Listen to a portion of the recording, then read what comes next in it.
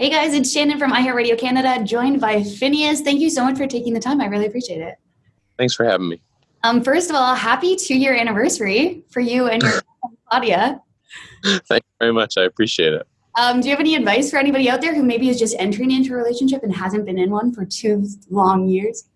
So other than sort of like advice you could get from everyone about like being a good listener and, trying to come up with ways to be engaged and give your relationship some variety in terms of like taking little day trips and stuff, which is sort of Pinterest 101. My main advice in terms of this relationship being a success is like take stock of like whatever relationship you are in and how easy things are when you are in it. That would be my like sort of cheat code guide to success. Like one of the reasons that I was like, oh, this is probably the person I'm supposed to be in this long-term relationship with was like air travel was really easy with her. Like waiting on a plane when they're like, we're experiencing a weather delay and you sit there for an hour and a half. It's like not stressful with this person. And I think, you should look for a relationship that does not introduce any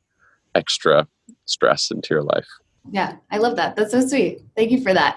So what they'll say about us is your song. I know that it's inspired by the Black Lives Matter movement, but also Nick Cordero passing away from COVID. What was it about these things that inspired the song? I think it was sort of their coincidence. It was the fact that they were both happening simultaneously, and that juxtaposition in terms of like writing the song about this person who was dying and then also writing a song during the midst of kind of a civil rights movement, for lack of a maybe more specific way to put that. But I think that was the interesting kind of heartbreaking part, was like this period of like, first of all, George Floyd being killed was like the worst thing, and then the sort of movement that followed was very inspiring and galvanizing and positive and exciting. And it was thrilling to be a part of that. And I kind of never stopped thinking about like what it must be like to be like Amanda, Nick's wife, sitting in a hospital, like watching that all happen outside, and just sort of thinking like, yeah, I'm so glad all that's happening. And also I am still in this terrible situation. Yeah. How did Amanda react to hearing the song? She sent me some really kind words. She actually just posted them on her story, but we've talked since, and she feels that it was totally accurate to how she was feeling, because I kind of wrote it as if I were her, like considering I didn't know her and I didn't know Nick. That was sort of the shoes I was trying to write it from were hers.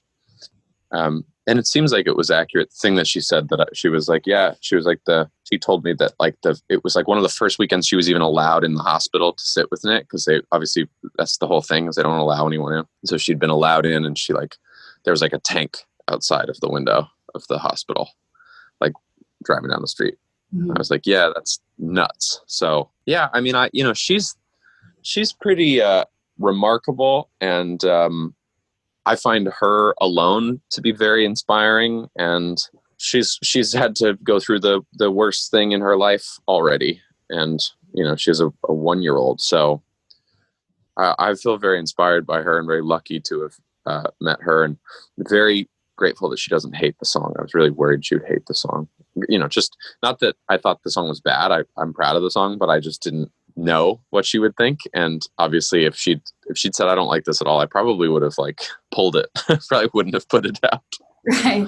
It is so refreshing to see when you go on your social media that you are so like, you're not afraid to speak your mind when it comes to politics and things like that. Does that come from the fact that you have a large influence, or did you always have that? I'm glad you're refreshed and not exhausted by it. Yeah.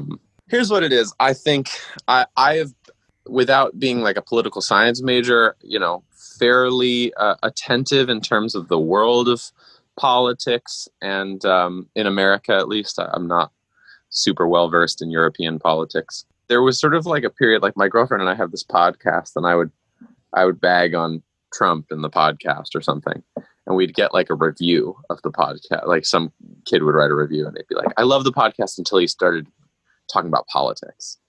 And I was like, whatever, that's fine. I mean, I'm just expressing my beliefs. But I think Trump has done me a great favor this year of being like so the worst in like every direction that I kind of have this like hall pass to be like political without even being that political. Like my kind of joke is like I don't particularly care about like minutia politics. Like what speed limit is in a school zone is like not wildly interesting to me. And that's like a gubernatorial decision, right? It's like, okay, we're setting speed limits for the town and the city and the country. It's not interesting to me. I'd rather go write a song. I'm interested in civil rights issues, and I'm interested in the health and safety of my loved ones. So if that means that I am political, then I am political by default. And that's kind of the funny thing. Like we've talked to some people. We played a song for the DNC.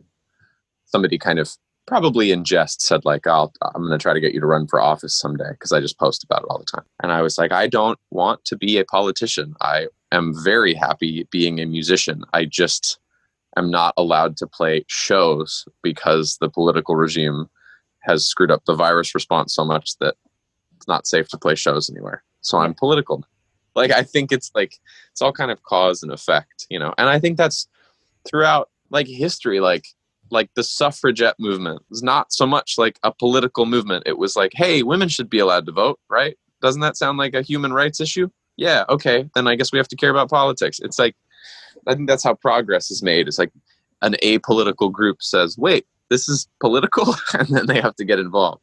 Yeah. And I think so many young people are involved in civil rights issues and politics because of everything that's happened. Because I feel like if there wasn't so many issues, then they wouldn't have so many conversations about it, right? Well, if there weren't so many issues and if we weren't all sitting around, I mean, I think one of the things I've been very open about and I've been guilty of is like complacency in some cases where, even a year ago right now, we'd just come off a really successful European tour, and that had brought me a lot of joy and pride. And we were going into like this week a year ago, we were like preparing to play SNL, and like we were pretty preoccupied. There's like a lot of just on a kind of a base level. It's like on a day where you're playing a show, you're like rehearsing and sound checking and making sure that you're not doing a bad job.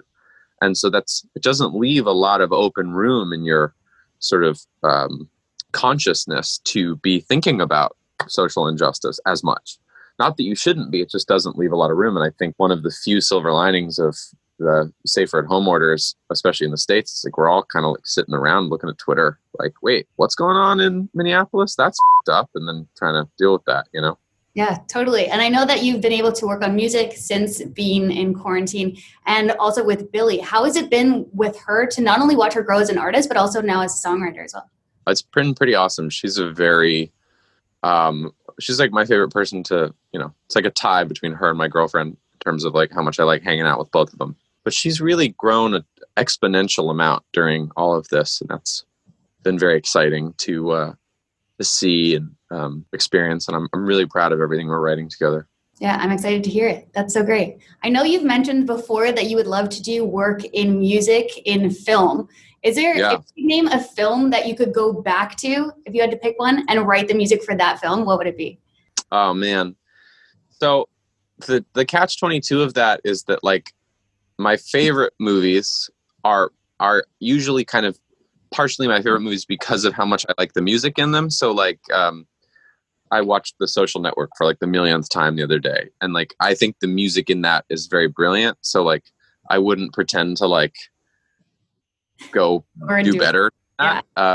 Like I kind of feel the same way about like the Ferris Bueller's Day Off. Like I love the music in that movie, or Blade Runner movies, or the Lord of the Rings movies. So I think mostly the movies that I love that inspire me have music that I love. So I won't name any names, but like the kind of movie I'd be more likely to want to rescore is like a movie where I'm like, I like this movie, but I hate the score of this film. So yeah. Is there a type of movie that you would want to do the music for more than another? I would be honored to do the music for like anything Aaron Sorkin writes the screenplay of. I think Aaron Sorkin or like maybe Damien Chazelle. I think those guys are pretty wild. That's awesome. FINNEAS, thank you so much for taking the time. I really appreciate it. Talk to me today. I appreciate it. Have a great rest of your day.